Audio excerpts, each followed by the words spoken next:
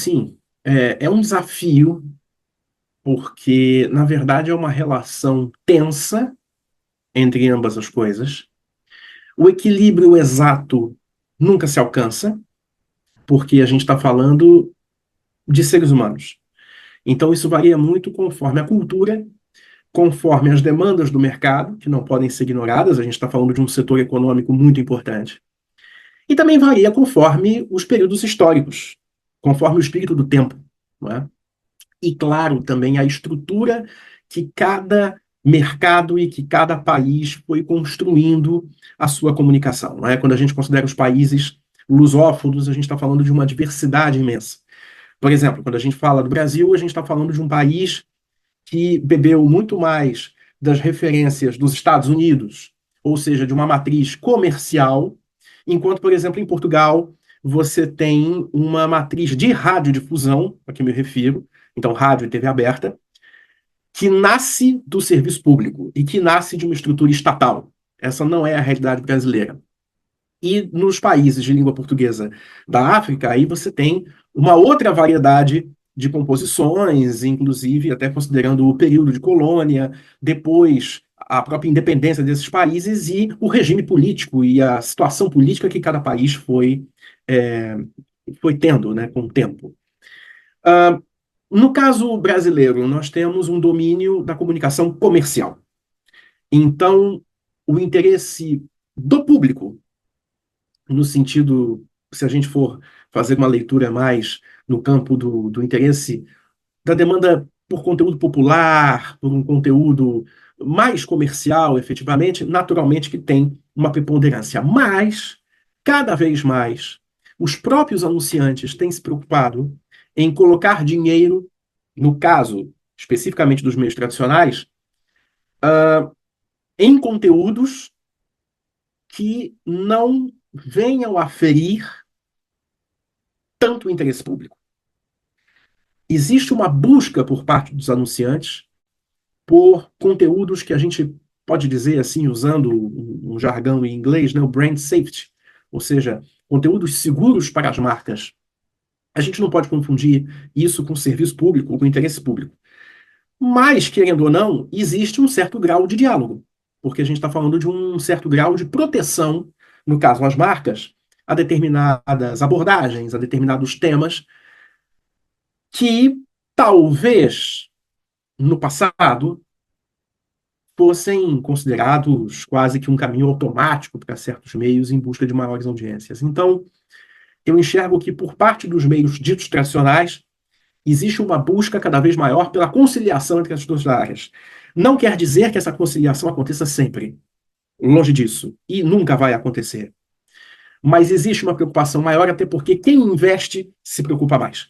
Agora, pegando o caso de Portugal, daí a gente tem talvez uma separação um pouco mais clara, porque você tem um player muito relevante no setor, que é uma empresa estatal e que se propõe a ser uma empresa de comunicação pública, e aí é importante fazer até uma distinção. Ser estatal e ser público não é a mesma coisa, em termos conceituais, né? Defender o interesse do cidadão é uma coisa, defender o interesse do Estado é outra. Aqui no Brasil, por exemplo, na Constituição que a gente tem, a Constituição de 88, essas três figuras, elas são mencionadas. Não são definidas na Constituição, mas são mencionadas. Então, quer dizer, elas existem.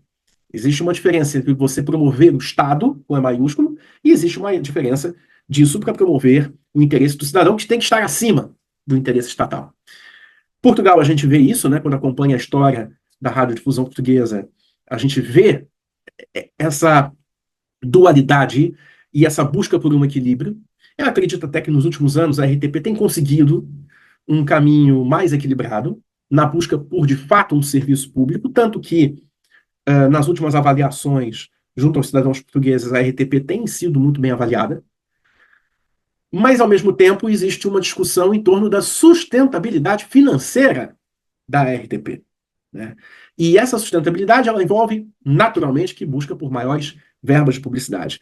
E que, mesmo com os anunciantes buscando ambientes mais seguros, é evidente que o quesito audiência ele é necessário. Então, o que eu acredito que é o grande desafio é que todo mundo, seja as empresas estatais, seja as empresas privadas, elas encontrem um meio do caminho o mais possível para conseguir grandes volumes de audiência, mas sem ofender, sem agredir, sem aviltar, porque com esse caminho você consegue não apenas a respeitabilidade, a credibilidade, mas consegue também verbas, cada vez mais. Os anunciantes têm se preocupado em qual espaço a marca dele vai estar inserida. E isso, por um lado, é bom. Alguns questionam, né, que, por outro lado, pode representar um certo cerceamento da criatividade, mas, de novo, é preciso buscar o equilíbrio para que não aconteça nenhuma coisa nem outra, né?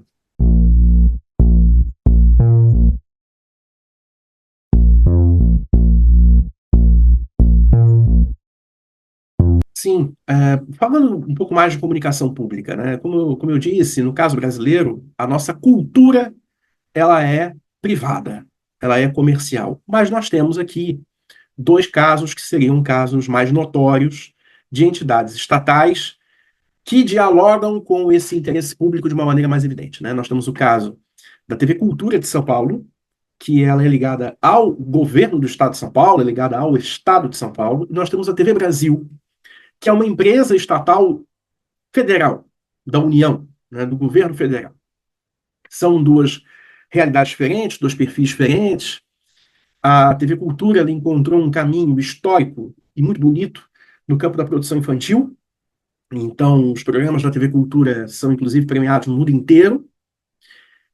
E, por outro lado, a TV Brasil, ela tem uma história diferente, porque ela nasce da junção de várias televisões estatais, né? Porque, na verdade, nunca existiu, pelo menos ali nos anos 60, um projeto integrado de televisão pública. O que existia eram projetos de educação à distância, financiados pelo Estado. E esses projetos de educação à distância, eles não aconteciam de maneira integrada. Então, a TV Cultura de São Paulo, ela nasce como uma iniciativa do Estado de São Paulo. No caso da TV Educativa do Rio de Janeiro, ela nasce com o dinheiro do governo federal, mas, enfim, é uma iniciativa. Daí você tem uma iniciativa de Pernambuco, uma iniciativa do Rio Grande do Sul. E depois, com o tempo, essas TVEs, essas TVs educativas, elas vão virando TVs buscando virar TVs públicas, e daí finalmente vem a TV Brasil, que busca unir todo mundo numa rede só, exceto a TV Cultura de São Paulo, que não faz parte dessa rede nacional. Ela é à parte. Mas são iniciativas diferentes, cada uma tem seu papel. A TV Brasil tem um programa muito interessante, que é o Sem Censura, que é um programa de debates diário, muito bom, feito daqui do Rio de Janeiro, porque nós não temos no Brasil financiamento direto por parte do cidadão para essas empresas, ou mesmo financiamento comercial relevante para essas empresas. Então, empresas, ou no caso da TV Cultura, uma fundação. Então, como é que elas são mantidas? São mantidas diretamente por verba pública. Então, é inegável que, quando o governo muda, muda a filosofia, muda o comando da entidade, e muda o comando da entidade, muda a filosofia, muda a linha editorial. Não se conseguiu no Brasil, em momento algum da história, aquilo que a gente possa chamar de televisão plenamente pública. Isso nunca existiu. Isso nunca existiu. Volto a dizer, existiram iniciativas muito bonitas e muito bem-sucedidas em determinados pontos. Coisas pontuais, por exemplo, a programação infantil da TV Cultura, alguns telejornais, alguns noticiários da TV Cultura, o Sem Censura na antiga TVE e na TV Brasil, a TVE no passado produzindo novelas educativas, mas tudo isso muito pontual, porque quando a gente olha, essas entidades todas sofreram, desde sempre, com as mudanças de governo. Nunca foi um compromisso de Estado, e sim um compromisso de governo. E daí nós não conseguimos isso aqui no Brasil, e sinceramente eu considero muito difícil que vá conseguir, porque nós não temos essa fundamentação. O serviço, a comunicação pública, ela não faz parte do DNA da nossa televisão, não é. Tanto que as audiências são muito, muito baixas, via de regra. Né? Então, tirando os programas infantis da TV Cultura, que ele consegue um pouquinho mais, mas via de regra a audiência é muito, muito baixa. Aqui no Brasil acontece uma coisa muito curiosa. Muitas vezes, a TV privada comercial faz às vezes de TV pública. Aquilo que você espera que apareça numa TV pública é a TV privada e a TV comercial que faz. Posso citar vários exemplos aqui. Por exemplo, o maior programa de educação à distância deste país foi desenvolvido, educação à distância gratuita, foi desenvolvido pela TV Globo. Era o Telecurso, que durante décadas foi transmitido diariamente, abria as transmissões da TV Globo. Várias campanhas de utilidade pública, por exemplo, de vacinação, tiveram uma participação enorme das emissoras privadas, inclusive com a liberação de artistas para participar das campanhas, cessão de espaço. É, agora mesmo, durante a Covid-19, né, a pandemia, o papel de várias emissoras privadas foi decisivo para que o Brasil alcançasse sucesso no seu programa de vacinação. Porque o país é enorme, não é? Nós estamos falando de um país do tamanho de um continente com 210 milhões de habitantes. Então, você vacinar um contingente de pessoas assim tão grande, realmente, a TV e o rádio tiveram que cumprir um papel fundamental e cumpriram. Agora, quando a gente pega o caso de Portugal, a RTP, ela é o berço de tudo. Ela tem um papel relevante. Ela fez-se relevante. Esse é o ponto fundamental. É como quando eu analiso o caso do Reino Unido.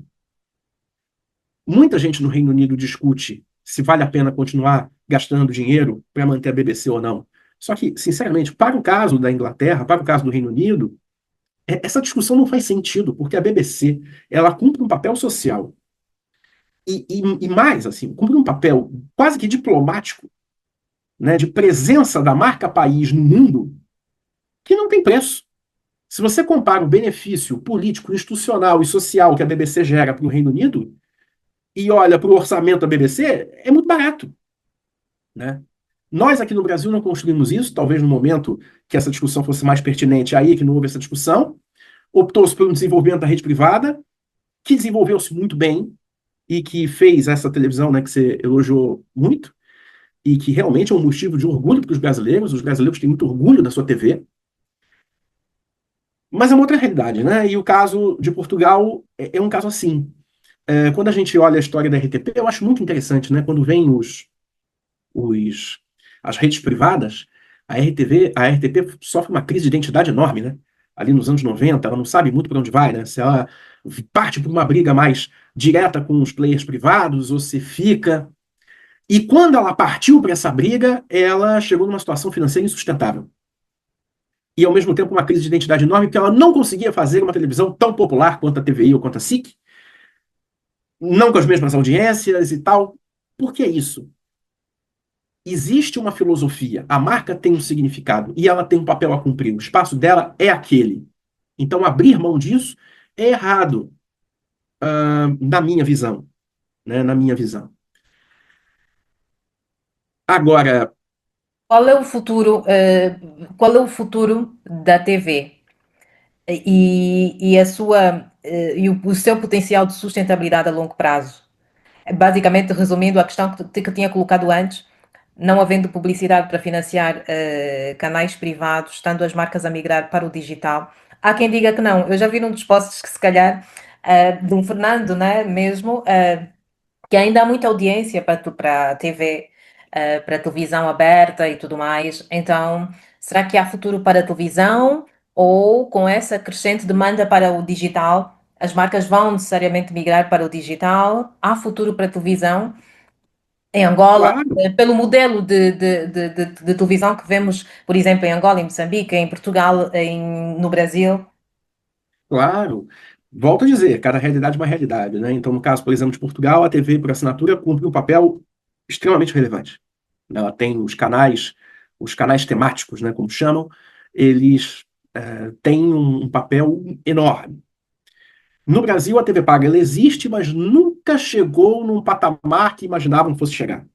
Aqui sempre a TV aberta foi a rainha, continua sendo a rainha.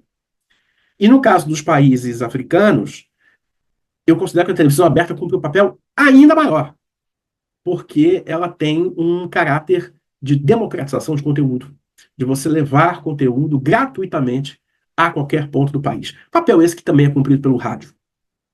Agora, é claro que existe espaço para a televisão, não importa a forma como ela vai ser transmitida. Se é através do sinal de radiodifusão, que é o sinal da TV aberta, ou se é através do cabo, ou se é através da parabólica, do DTH, ou se é através de banda larga, não importa.